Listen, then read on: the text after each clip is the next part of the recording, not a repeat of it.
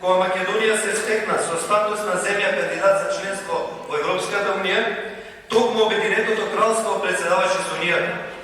И токму нивната дипломатија беше најзаслужна за овој позитивен исчекор за нашата држава.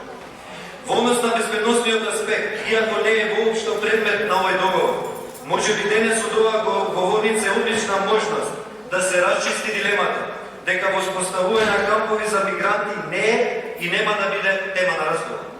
Затоа што оваа дилема беше подгреана од британските влијателни медиуми. И во оваа насока сакам да потсетам дека пред неколку години, токму од оваа говорница, пратеници на ВМРО-ДПМН, градоначалници и други високи функционери ширија хистерија и го плашеа народот за наводно примање на милион мигранти од Африка и нивно сместување на нашата територија. Не се откажувајте од европските фондови, особено во делот на транспортната инфраструктура, која најскапо изискува огромни средства. Македонија го нема луксузот да не користи неповратни средства кои стојат на располагање. Исто така сакам да се осврнам на некои одредби од договорот за кои е потребно сериозно објаснување. Именно членот 2 од договорот предвидува, цитирам: учесниците ќе работат заедно на идентификување можности за финансирање на проекти, вклучително од УКЕФ.